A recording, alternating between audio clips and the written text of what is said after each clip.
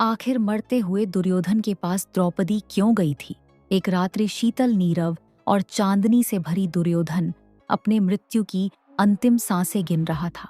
महाभारत का युद्ध समाप्त हो चुका था। दुर्योधन की अंतिम सांसों के साथ एक ऐसा रहस्य बाहर आया जिसने चौसर अपमान और युद्ध सबका अर्थ बदल दिया। पांडवों के शिविर में कृष्ण के तंबू के बाहर कोई स्त्री खड़ी थी। यह कोई साधारण स्त्री नहीं थी।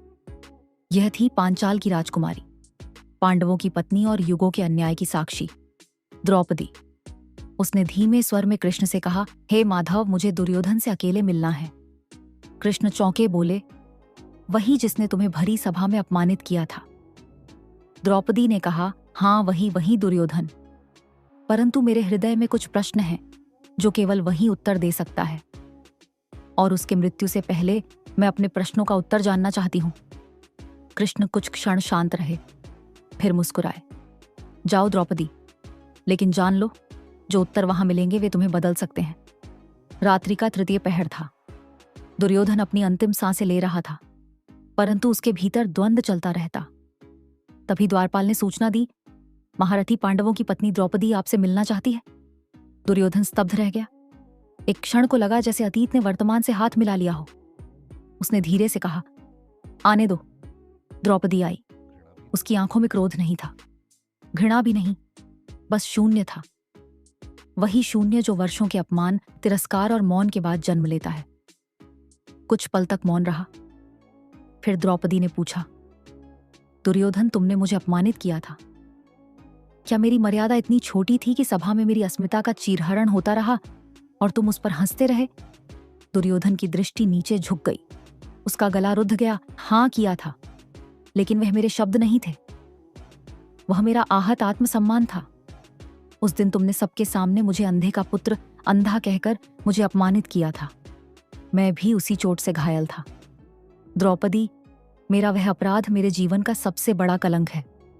द्रौपदी की आंखें भर आईं। उसने कहा, दुर्योधन, अगर मैंने तुम्हें उस दिन उन शब्दों का प्रयोग न किया होता तो क्या आज सब कुछ अलग होता? दुर्योधन की आंखें नीली रात में जलने लगी। हाँ, बहुत कुछ अलग होता। शायद यह युद्ध ना होता, शायद मैं अधर्म के पक्ष में ना खड़ा होता। आज कौरव वंश का विनाश नहीं होता। हस्तिनापुर में खून की नदियां ना बह रही होती। द्रौपदी मौन थी। फिर उसने पूछा, दुर्योधन, क्या आज भी तुम मुझे उसी नजर से देखते हो? दुर्योधन ने उत्तर दिया, नहीं द्रौपदी, अब मैं तुम्हें उस स्त्री की नजर से देखता हूं जिसके आंसुओं ने मेरे आत्मा को जलाया है। मैं हर रात अपने उस अपराध को याद करता हूं। मैं कौरवों का ज्येष्ठ होकर भी अपने कर्मों से कलंकित हूं। द्रौपदी के चेहरे पर करुणा फैल गई। दुर्योधन के नेत्रों में पश्चाताप की अग्नि धधक उठी। उसने द्रौपदी के सामने मस्तक झुका दिया। द्रौपदी, इस जीवन के अंतिम समय में अगर मुझे मृत्यु से पहले कछ मांगने का अधिकार मिले तो मैं यही मांगूंगा कि तुम मुझे क्षमा कर दो। द्रौपदी ने उत्तर दिया, तुम्हें क्षमा करना केवल मेरा अधिकार नहीं, यह उन सभी स्त्रियों का अधिकार है जो आज भी समाज में किसी सभा में अपमानित हो रही हैं। किंतु अभी क्षमा मांगने की कोई अधिकार नहीं बचा। अब सब कुछ समाप्त हो चुका है। दुर्योधन ने उत्तर दिया, अब बहुत देर हो चुकी है द्रौपदी। अब मैं अपने मृत्यु के बहुत समीप आ चुका हूं। परंतु हस्तिनापुर का पतन मेरे भीतर नहीं, मेरे मामा शकुनी के हृदय में जन्मा था। द्रौपदी चौंक गई। मामा शकुनी? दुर्योधन बोला, हाँ, जिस चौसर के खेल में हमने तुम्हें जीता था, वह खेल धर्म से नहीं, छल से खेला गया था। जिन पासों से वह खेल खेला गया था वह साधारण पासे नहीं थे। द्रौपदी ने कांपते स्वर में कहा, क्या अर्थ है तुम्हारा? दुर्योधन ने उत्तर देते हुए कहा, मामा, शकुनी के पूरे परिवार की हड्डियों से बने। गांधार राज का परिवार हस्तिनापुर द्वारा कैद किया गया।